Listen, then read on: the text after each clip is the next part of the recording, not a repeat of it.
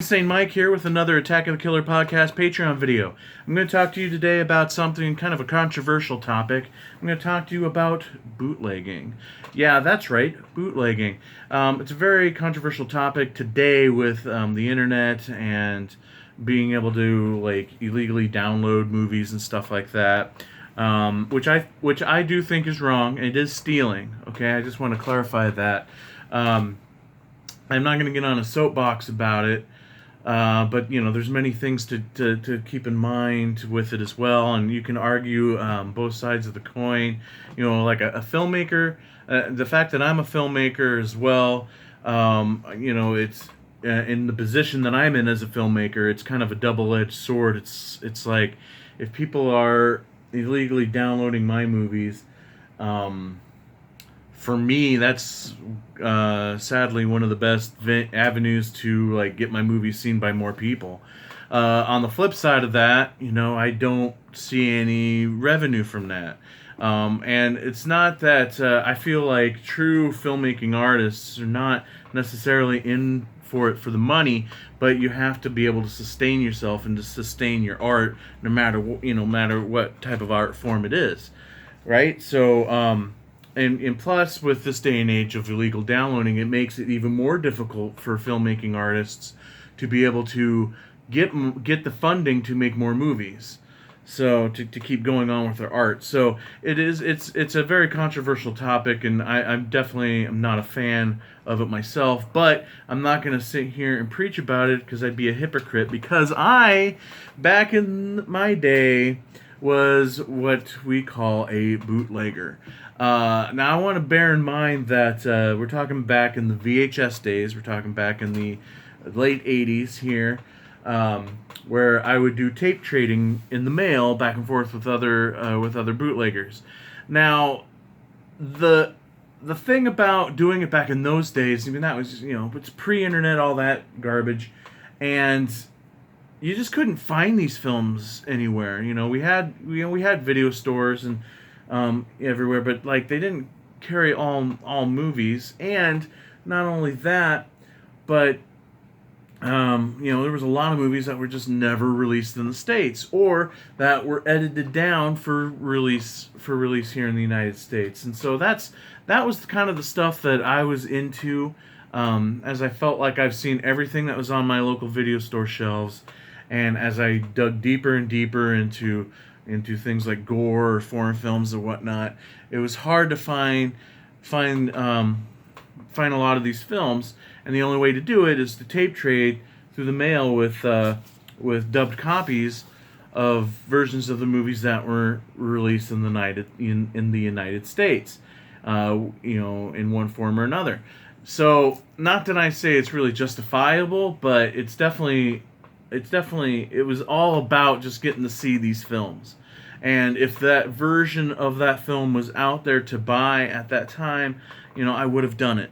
So that's kind of what it was more about. And the thing is we didn't have like we do today, where you got streaming services like Prime or Netflix or Tubi, which is one of my favorites, Shudder, another one of my favorites, or even YouTube, where you can see this stuff, or amazing video companies like Arrow and Shout Factory and Vinegar Syndrome, where they're re-releasing, digitally remastering these films that haven't been seen in years or decades, with missing content. It's like you could find pretty much most of it nowadays. I mean, there's still some lost films out there. I might get into that a little bit, but definitely wasn't what was it like in the old days. You had really two options to see these films, and that was if you were lucky enough to find it on cable, and in most times it was commercial cable, like USA, where you'd be watching USA up all night, and you'd have all the good stuff cut out, and you had commercials, or you had your local video stores. And even at the height of that, and being a small town Iowa kid, there was still a lot of stuff that wasn't available through the video stores. Even though my hometown still had like 4 or 5 video stores at max at one particular time.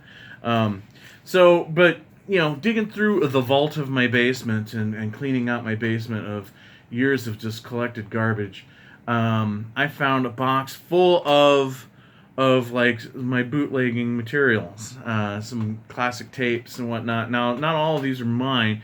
I kind of had a partner in crime back in the day, no pun intended. His name was Andrew, and he did a lot of the actual trading, and a lot of times I would just make dubs of his tapes. So a lot of the tapes you're going to see here, he gave me his whole collection when he moved to Oregon. So I found a big box of this. Now this isn't all of them. I tried recording this video once before and it just went on way too long. I already feel like I'm going on too long again this time, so I'm going to try to speed it up and not be as bad as I was the first time I tried to record it. But regardless, let's get into it. Like, I even found a lot of old like letters from different bootlegging friends. And that was kind of the cool thing about it too. You like made friends with these guys through the mail. I mean, you didn't have like Facebook and stuff like that. You made friends with these guys basically through the mail, writing letters, and coming up with lists of movies that you would want, or in this case, like movies that they would have, and you would write them back with which movies that you want, or tape trade with movies that you have. And the challenge of this obviously is generation quality. Like, is it a dub of a dub of a dub? Like, what's the quality you're gonna get here? So it was a very tricky game. But I even have catalogs of like little independent companies that were doing their own bootleggings. Like this here, Sinister Cinema was one of the bigger ones. This is one of their catalogs. Right here. This catalog's from 2000, 2001, so that's how deep it went, or how late it went, was into the very early 2000s with tape training. And these guys did a lot of public domain stuff. We're talking like older, going all the way back to the silent films, a lot of black and whites and stuff.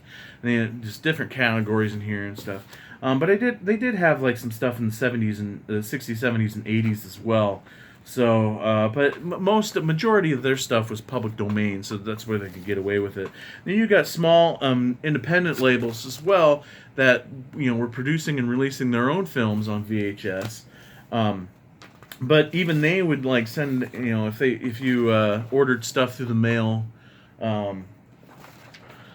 Of their movies, they would send you a list of stuff that they could send you to, and when you kind of read through it, it's like, okay, obviously you don't have the actual rights to these films. These are boots, but hey, that's just the way it was. So let's get into it. Some of the first stuff I want to talk about is like stuff that even today you'll still never find. And this is stuff, like this first little stack here is stuff I picked up at comic book conventions. Like, again, back in the late 80s, early 90s, you go to cons, whether it be a comic book convention, horror convention, whatever the case may be, you would see a lot of tables of bootlegs. It was a thing, and they got away with it. You don't see that too much anymore. There's a few cool labels out there that do DVD rips, and you got to be really careful, I think, more with the DVDs than you do the VHSs. With a VHS tape, you physically know what you're getting into with that piece of plastic. With DVDs, like, you don't know if you're having I've bought bootleg DVDs before where they've played once and after that they didn't play anymore. Or so there's certain ones based on that I'll never buy anything from again. But there's really good ones out there, like VHSPS is a really cool label, and their shtick is releasing VHS tapes on DVD so that it still plays like a VHS. It's the quality of VHS, and the box art for the DVD is photocopied off of, or like, and it's not just like a generic photocopy. It's like remastered really well, where it looks like a VHS box, something obviously from a video store shelf. So it'll have like the horror sticker on it, or like a please be kind and rewind sticker on it, or whatever. But even still, with what they do, they're still releasing stuff that has never seen another format since VHS. So it's like long out of print stuff, obviously, with VHS, and And I've bought a lot of stuff from them. And the thing is since then, there's been some titles that have come out, and being the film fan that I am, and being the supporter of the arts as I am, some of those movies I've actually gone back. I mean, I still have my VHSPS DVD of it, but I went back and also bought that sweet Blu-ray release that Vinegar Syndrome did, or whoever. So I still support where I can. So anyway, so these are some VHSs of stuff that's never been released, will never see the light of day, and you're talking stuff like the original Fantastic Four movie. If they ever did come out with this on a Blu-ray or DVD, hell yeah, I'd buy it. But never released. The movie completely shelved, and it's obviously why. But I'll be honest with you, it's probably out of the four Fantastic Four films that have been made, this is probably one of the best. So that's saying something. But it's Roger Corman cheesiness with like cheating special effects and like super low budget. But it's a fun movie. And the world should see it. So, also stuff like the Justice League of America TV pilot movie that never seen the light of day. And it's a bummer. It's not fair. We should get to see this stuff, right? So, I got that. And then there's this one here. This is interesting. This is Dynaman. And what Dynaman was, if anybody out there remembers a show called Night Flight that played usually Saturday night. Depend on where. I mean, USA would show it after USA Up All Night, both Friday night and Saturday night. And what they would do is after USA Up All Night was done, which usually got done about I think 2 or 3 in the morning, then they would just the rest of the night till dawn would be Night Flight, which was awesome. So, and Night Flight was like a collage show. It would show music videos. It would show clips of old movies and stuff, or short films, or interviews with different people and whatnot. And sometimes they would make their own kind of content, where they would take some old black and white footage and kind of dub in, make it like a little fake commercial, make a comedy out of it or whatever. And this is kind of an example of that. This is Dynaman. This was something that was on Night Flight, and what it is, it was like some Japanese show. I honestly don't know the original Japanese show. Kind of a Power Rangers kind of thing, as you can see. But what they did is they took the episodes and they redubbed them with funny dialogue and put it out as Dynaman. That would be a series that they would show on Night Flight. So Night Flight long gone. A lot of that content long gone. You can still find quite a bit of it on YouTube and stuff like that, but you would never be able to buy it on a DVD or Blu-ray or anything. So I've got all those episodes of Dynaman on this VHS. But the biggest thing of bootlegging obviously was horror films. And back in the day, when I was really getting into the Italian stuff and stuff like that, a lot of that stuff was really hard to find. So we're gonna go through some of those right now. This is okay. It's Make Them Die Slowly, which was originally Cannibal Ferox, which is probably more commonly known today as Cannibal Ferox. I always knew it as Make Them Die Slowly, and it did have a VHS release, but it was like a big box, and so it was kind of an older, like an earlier '80s release that never got another release after that one. Plus, I think parts of it was edited, and so this was like an unedited version, I think, off of a Japanese Laserdisc. And you're gonna find, I'll probably say that a lot, because you're gonna find a lot of these tapes were come off of Japanese Laserdiscs. For some reason, the Japanese were able to get this content released in their country way more than the land of the free, apparently. So, but Cannibal Ferox or Make Them Die Slowly, and the guy that we used to get these tapes from would take that extra effort and make a nice little cover for you. And I just love these, photocopied on colored paper. Very cool stuff. This next one is this one. A movie I still can't find today. I've done research after research, cannot find this movie whatsoever. I can only find maybe like a 3-minute clip on YouTube, and it's a forgotten Tom Savini effects film that he did in Japan called Till Death Do We Scare. And what's cool about this is it's not a splatter film at all, like what Tom Savini is more commonly known for. It's more of like some really crazy exaggerated effects. There's a scene where like this ghost pulls his mouth open really wide, like this far out, and then birds fly out of it. So a lot of real surreal kind of special effects. Really cool that Tom Savini got to do stuff like that. But you can't find this movie anywhere. And so to this day, if I want to watch it, I have to watch this bootleg. That's my only real option. Okay, next up, this was a guy who would like fill his tapes to the brim when he would send them to you. He would like put the movie that you want on it, and then always just extra goodies like crazy music videos or whatever the case may be. And then he did this cool wraparound cover.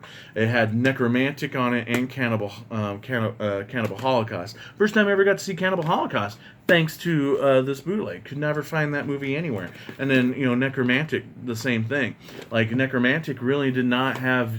Still to this day doesn't really have really great releases. Anytime it gets put out on DVD or Blu-ray, it's only up for like a short period of time, and it goes for like $100-$200 on the secondary market. It sucks.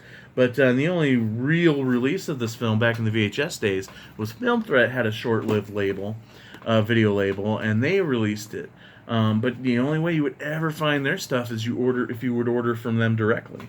And as much as I love them and I love the magazine, and I love Chris Gore and I love the label because of the content that they put out. They still weren't of the highest quality of VHS. And as we all know, VHS is of the lowest quality of anything anyway. Here's another one of those, cool pink, this time pink, photocopied wraparound cover here. Eaten Alive by the Cannibals, a.k.a. Emerald Forest. Now I have actually the big box VHS release of this, but that was the other thing too. So even though some of these titles may have been released in the States, they were smaller releases. They were releases that happened at the beginning of the VHS boom and never got another re-release. And back in the VHS days, the height of the video store, there wasn't a retail market for VHS yet. So if you wanted a real copy, and pay your dues to that label that owned the rights so they can get their money, you would have to purchase the video rental store prices for that, what they would pay to carry that movie on their shelf. You're talking anywhere from $50 to $100 for a VHS tape. So, I have no apologies for like bootlegging movies like this. Plus, again, I don't know if this is an example of it, but a lot of those tapes had stuff that was missing. Here's another one along those same lines. Anthrophagus, Joe D'Amato's classic horror film. Also known as The Grim Reaper, which is what it was called when it was released in the States. Again, it was a big box that didn't have another release until, thankfully, the DVD era, thanks to a company called Media Blasters. Did they do Anthrophagus? Yeah, I think they did. Who did, when they were a thing, released a ton of these Italian films, and so grateful that they did, and in their original uncut format too. So hey, we got some Argento here, Bird with Crystal Plumage, part of his Animal Giallo trilogy, and I think like Bird with the Crystal Plumage was a public domain, but it was the crappiest always VHS qualities, like recorded on the long play instead of the short play. Which is even of less quality. You could fit more per tape in that, in like an EP or an LP mode, but it was lesser quality. So you could fit more per tape that way, but you had crappier quality. And a lot of labels just dumped this movie on a tape on lesser quality because it was cheaper, and there you go. But again, this I believe is from a Japanese Laserdisc. So it's kind of cool because you get like Japanese subtitles at the bottom of some of these tapes. Now here's one. This is from that guy who did the Cannibal Holocaust Necromantic, I believe. It's kind of a collection of Jim Van Bever films, which again, impossible to find his stuff back in the day. So it's a collection of some of his short films, like The Last Day of Jim Martin. The main film is Deadbeat at Dawn.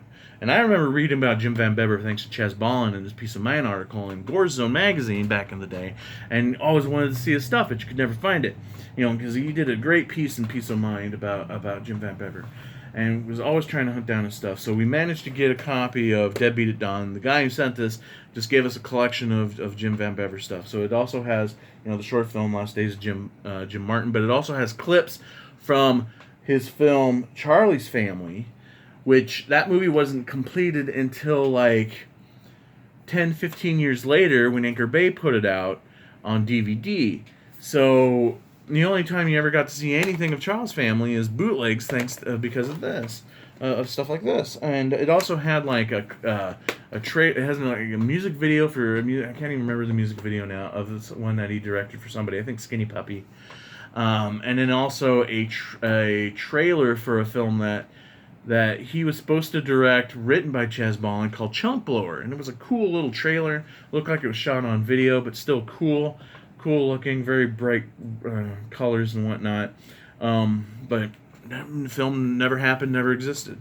And then to make sure the tape filled out is a little film. It's not Jim Van Bever's film, but a little homemade film called Pornozilla, which you can actually find Pornozilla on YouTube. It's hilarious. Look it up. It's called Pornozilla, and it's basically this guy takes his Godzilla monsters and puts them on fishing string and have them fighting each other, but then having sex with Barbie dolls, and it's pretty funny.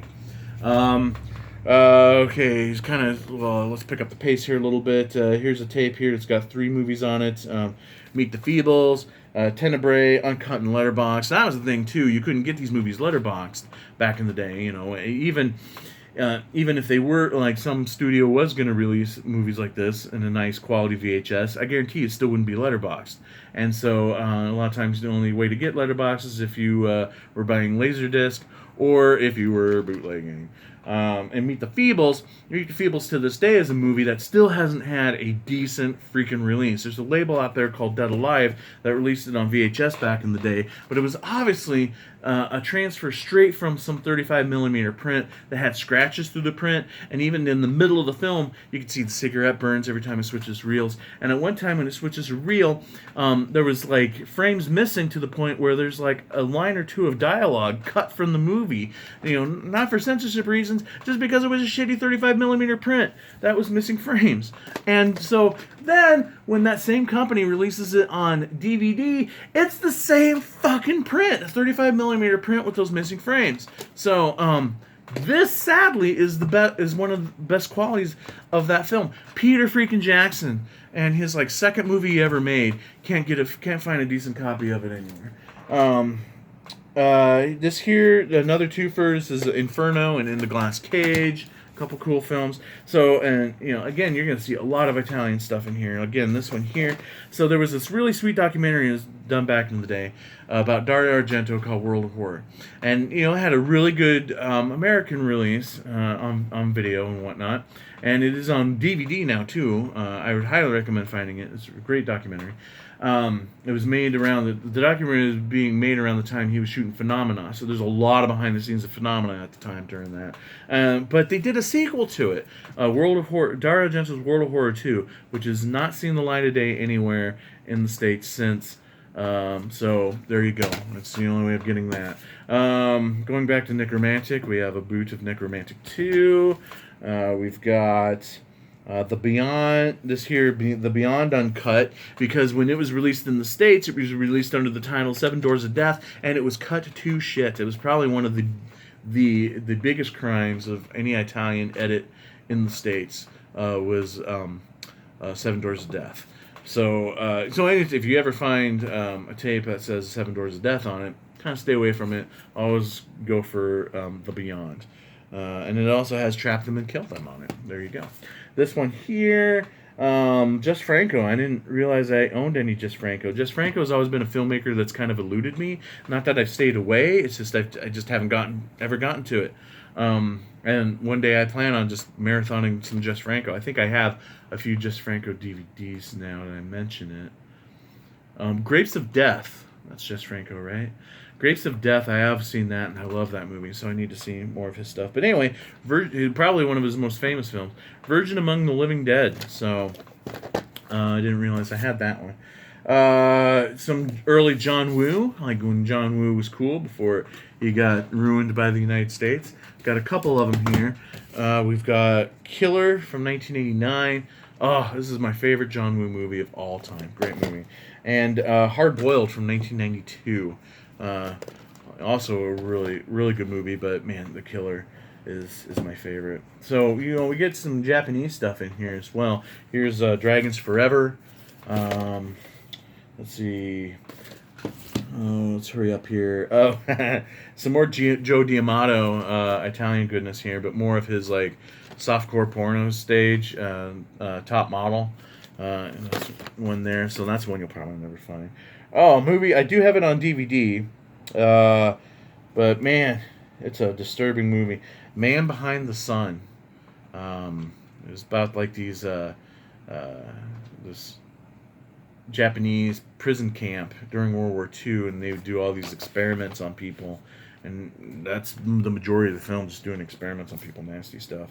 And here's a good case of like of edit, different edits. Nowadays you could see all this content, but back in the day, actually saw this movie before the movie, this tape before the movie came out theatrically, and when the thing came out theatrically, it was cut to hell and had a completely different ending, and we're talking Sam Raimi's Army of Darkness, and it was only cut down for time.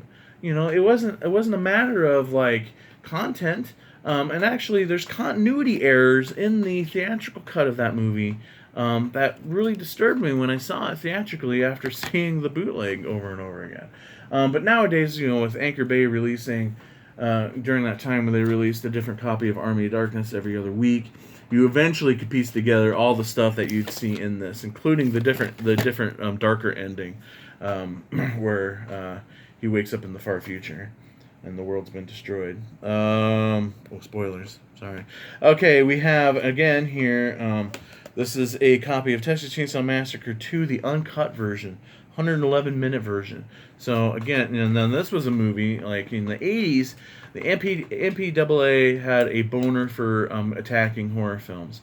Any horror film that that came across MPAA's desk would be looked down upon by the MPAA, and was always forced for those studios to make cuts. And this is a great example. A lot of great Tom Savini effects ended up on the cutting room floor or trimmed down because of that. Now, the guy who made this tape, I don't know where he got the content from, but basically it's the movie, with those missing scenes spliced in. So there's a huge contrast in the quality because those scenes were never completely processed and never scored and sound mixed or anything like that. And even those scenes have the time code along the bottom of the screen versus the actual canon release version of the movie that surrounds those cuts. But again, thanks to this day and age, you can get that missing content not spliced into the film like that, which is cool, a little jarring, but cool. But you can get those. You can get that content like on the DVD or the Blu-ray release. So I have a couple more here. I'll shout them out real quick and we'll wrap up. We got Nightmare Concert, Lucio Fulci's Cat in the Brain, and then lastly, I think a very important horror film for its time, historically speaking, and I'm not kidding. These tapes, again, they were in my gross basement forever. But Intruder. The horror film that takes place in the grocery store. It's a great movie, but it has a lot of historical importance, and I'm not going to get into that because I've already been talking for almost a half an hour. So let's wrap it up. Bootlegging. There you go. That's what it was like in the 80s for us, hooking two VCRs together and making tapes for people, shipping them in the mail, and getting stuff in the mail from them. Through the mail correspondence. Weird not to think about nowadays. So that's it. Thanks for watching, and we will talk to you on the next episode of Attack of the Killer Podcast.